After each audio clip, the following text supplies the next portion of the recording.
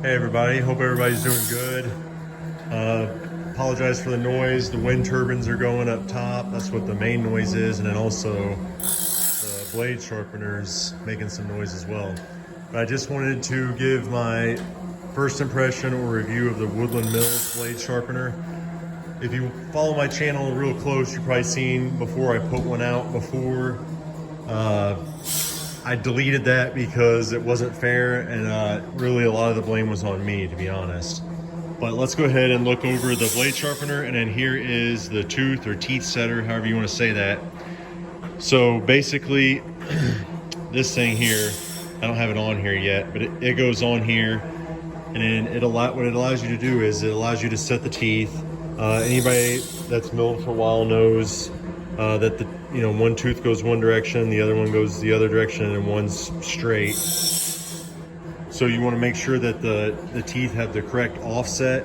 The reason that's important is when you're milling through your wood, if there's not enough gap, it's going to kind of pinch on the blade, and it'll make it just harder to mill. If you have one that flares out too far, it'll kind of make a scratch on the board.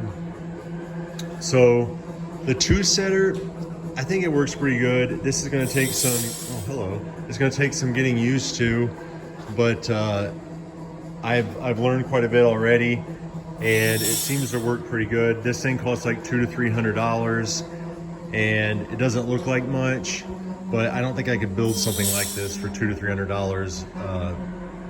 Out of this material and machine it and everything. At least I couldn't. I'm sure some people at home could make one of these themselves, but I think it works pretty good. The sharpener, this thing runs about $1,000, and at first, my first impression was it was overpriced, but we'll see. Just today, I've already sharpened over $300 worth of blades, so I think it's gonna pay for itself pretty quick. So yes, for $1,000, it doesn't look like a lot, but I think it's going to pay for itself nonetheless. My complaints. So one, I really don't. You see, it's got to go to a battery. Now, some people might want to do this out in the woods. Me personally, I would rather not do this out in the woods. I'd rather do it, in a nice controlled environment. So I don't know. I don't know how many people are doing that out in the woods, but it does give you some flexibility. I guess my only complaint would be it would be nice if they actually just provided you with a power adapter so you could just plug it in. Here's what I found. The voltage, there's no voltage regulator inside of this.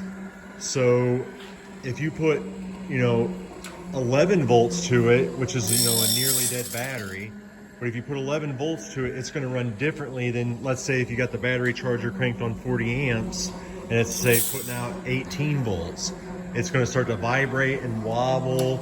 It's going to run a lot faster, actually. So my plan is to actually get a regulated power supply, and then that way I can kind of tweak the voltage to just the right spot and then have a constant voltage so it flows nice and smooth. The workaround I got right now so that it'll run a nice constant speed, and plus it does use a decent amount of battery, is I just got it hooked up to a battery charger. Now in this case, my battery charger is running over here.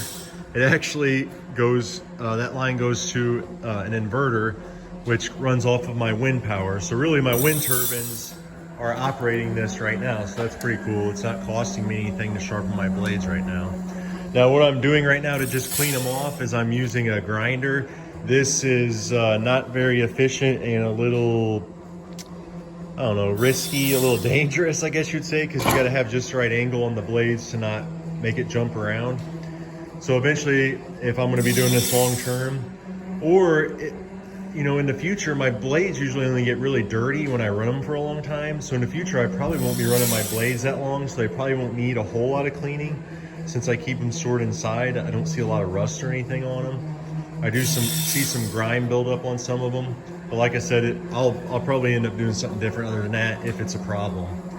So my overall review on this Woodland Mills sharpener is I think it's worth what you pay for it. Like I said, there's a few things I wish that'd be a little nicer on it. This thing here I'm not real fond of. It seems to want to fall out of the little groove a lot. So we'll see. Maybe I'll do something to try to fix that a little bit. But overall, I do like the sharpener. and I have tested my blades. So the very first blade I tested, I couldn't, keep in mind this was the first one I did. I made mistakes while I was sharpening it. I made mistakes while I was setting the teeth. So I had the expectations that it was gonna really be junk and it was gonna cut like junk, but it cut amazing. And the second and third ones I cut, by the time I got to the third one that I had sharpened, I actually started cutting in my log and I didn't even know that I was starting to mill into it. So the sharpness is amazing. And that's why I had to remake this video. You can see I've been milling some walnut. It's giving me a nice smooth cuts. This is not a blade that I bought. Well, it's one that I bought, but this is one that I resharpened right here, and it cuts so good. So this video is already long enough. If anybody's got any questions, I'll probably put out a better video later on explaining things better. But my tooth sharpener and my blade sharpener, I love it. It's gonna pay for itself. And now I don't have to worry about pushing my blades too far and trying to get the most out of my blades, because I can just take it right off, stick it on here while I'm still milling, and have a nice sharp blade in just a few minutes. It is a little slow if you notice, but it is what it is. And with that, I hope everyone has a great day, and I wish everyone luck on their milling adventures.